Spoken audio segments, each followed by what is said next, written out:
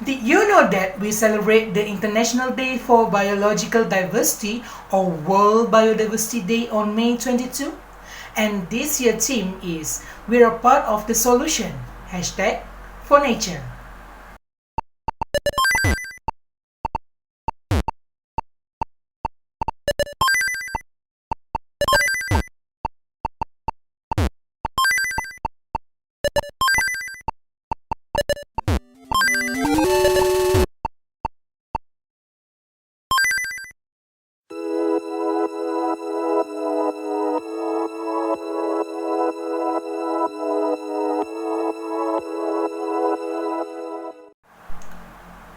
Assalamualaikum and hi to all of the viewers.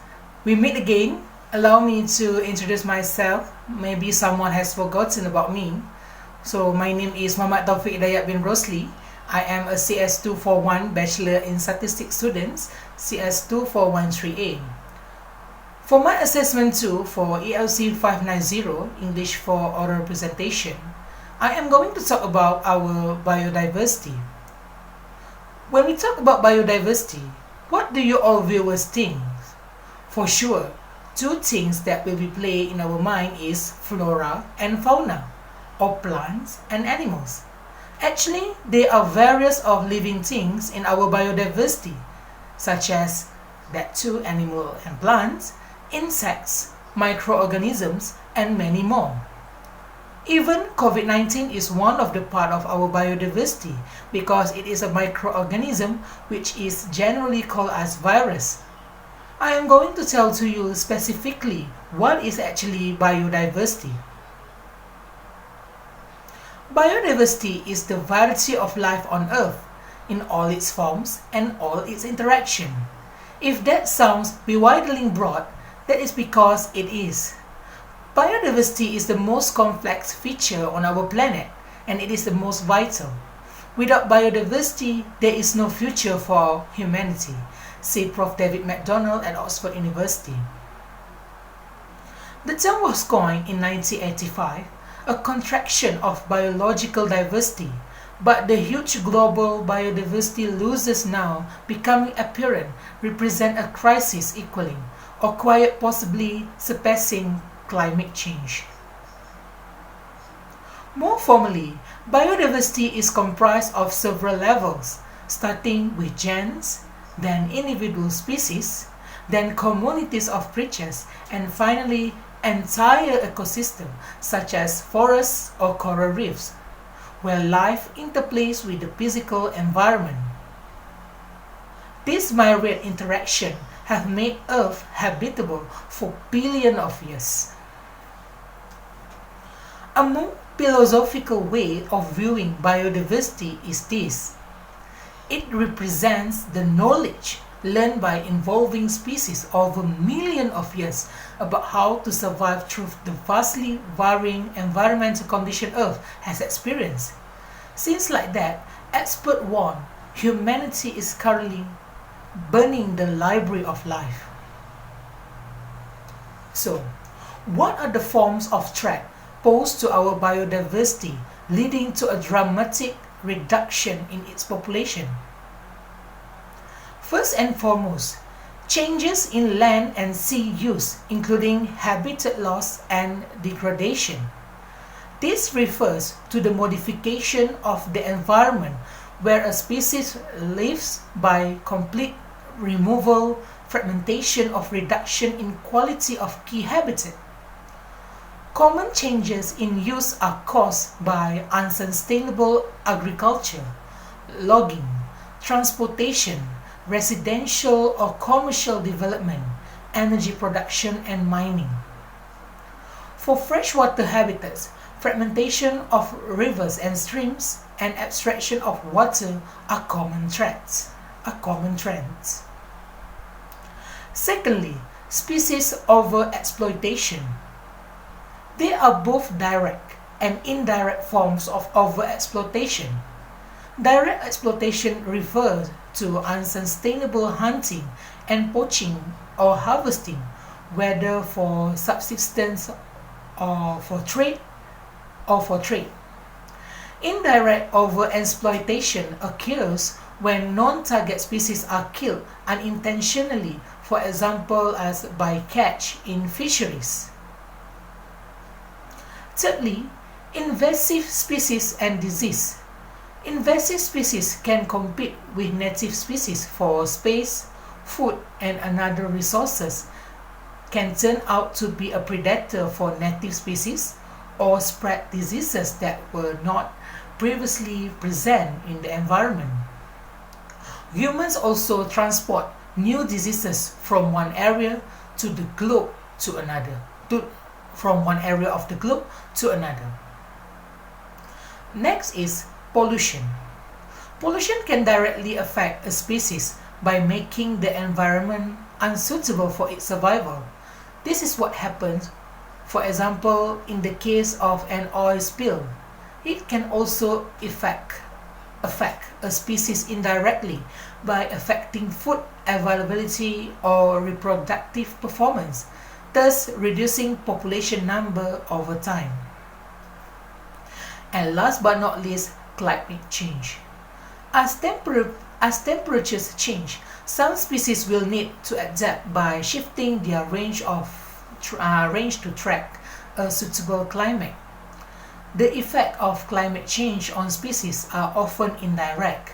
Changes in temperature can confound the signals that trigger seasonal events, such as migration and reproduction, causing this event to happen at the wrong time.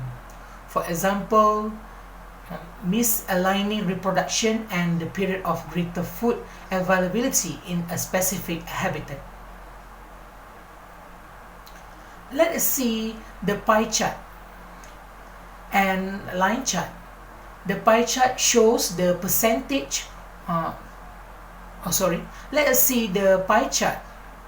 The pie chart shows the percentage for each threats that happen to biodiversity in Asia Pacific. And based on the pie chart, we can see that 43% are caused by changes in land and sea use, including habitat loss and degradation. 26.9% are caused by 26.9% species overexploitation. 40% are caused by invasive species and disease.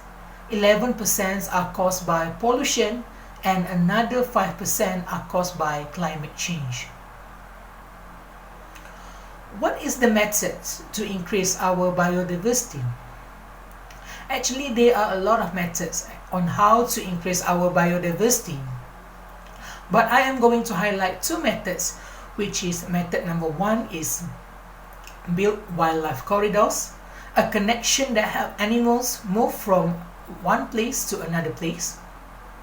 Last but not least, method number two, which is a protected areas that maintain the natural habitats of plants and animals. Two methods to increase biodiversity. Firstly, building wildlife corridors. This means to build connection between wildlife space. In other words, many animals are incapable to cross huge barriers, like in the picture on the video. Therefore, they are not able to migrate the barrier and breed.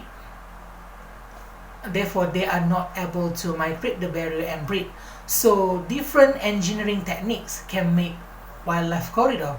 Also, it helps animals to move from one place to other places. And last but not least, method number two is protected areas.